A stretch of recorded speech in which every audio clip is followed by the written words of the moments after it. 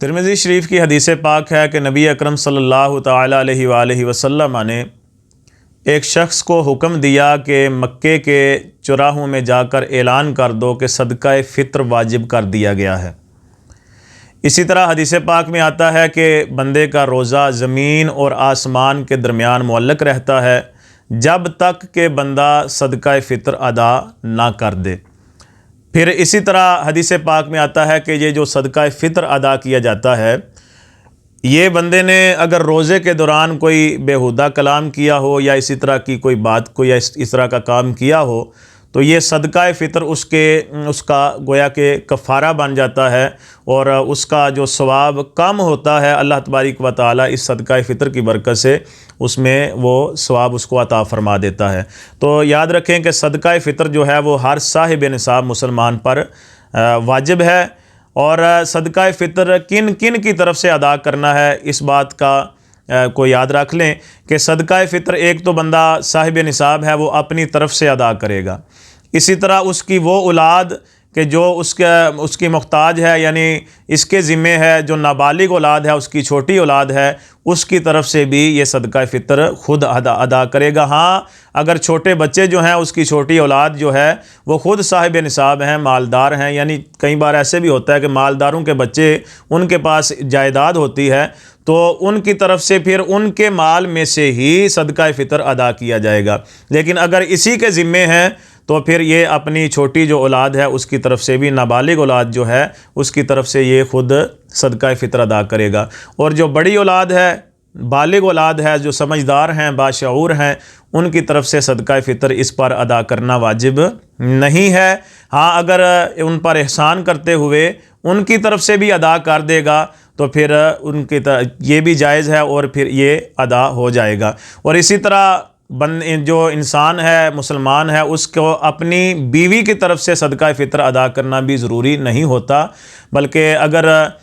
جو ہے اس کی طرف سے احسان کرتے ہوئے ادا کر دے گا تو ادا تو ہو جائے گا، جائز ہے یہ بھی، لیکن اس پر واجب نہیں ہے اپنی بیوی کی طرف سے، اس پر صرف اپنا واجب ہے، اور جو اس کی نابالغ اولاد ہے اس اولاد کی طرف سے صدقہ فطر ادا کرنا اس پر واجب ہے۔ اور جو بچہ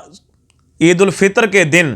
صبح فجر کا وقت شروع ہونے سے پہلے پیدا ہو جائے اس بچے کی طرف سے بھی صدقہ فطر ادا کرنا واجب ہے، ضروری ہے۔ صدقہ فطر کن کو دینا ہے؟ انہی لوگوں کو کہ جن کو زکوٰۃ لگتی ہے، جو صاحب نصاب نہیں ہے۔ جو بھی بندہ صاحب نصاب نہیں ہے اس کو صدقہ فطر دیا جا سکتا ہے۔ ہاں اپنے قریبی رشتہ داروں کو اگر آپ صدقہ فطر دیں گے تو اس سے ثواب بھی زیادہ ہوگا اور یہ زیادہ مناسب اور بہتر بھی ہے۔ اسی طرح صدقہ فطر کی موجودہ جو یہ سال ہے اس میں اس کی مقدار کیا ہے اس کے بارے میں سماعت فرما لیں کہ اس بار گندم جو ہے وہ اس کی قیمت تقریباً 120 روپے بنتی ہے۔ گندم کے حساب سے اگر آپ صدقہ فطر ادا کرنا چاہیں تو اس کی قیمت 120 بنتی ہے۔ اگر جو کے حساب سے آپ صدقہ فطر ادا کرنا چاہیں تو اس کی قیمت 186 روپے بنتی ہے، اور اگر آپ کھجور کے حساب سے صدقہ فطر ادا کرنا چاہیں تو اس کی قیمت 830 روپے بنتی ہے، اور اگر کشمش کے حساب سے آپ صدقہ فطر ادا کرنا چاہیں تو اس کی قیمت جو ہے وہ 1326 روپے بنتی ہے۔ تو جتنا بھی آپ کا جیسا سٹیٹس ہے، یعنی اگر تو ایک بندہ ہے سفید پوش درمیانے طبقے کا تو اس کو چاہیے وہ اپنا جو ہے وہ گندم کے حساب سے یا جو کے حساب سے جو ہے وہ صدقہ فطر ادا کرے، لیکن جو اچھے کھاتے پیتے گھرانے کے ہیں ان کو چاہیے کہ جیسے آپ باقی کام جو ہیں ان میں زیادہ رقم خرچ کرتے ہیں اور اس میں آپ بے دریغ خرچ کرتے ہیں، اسی طرح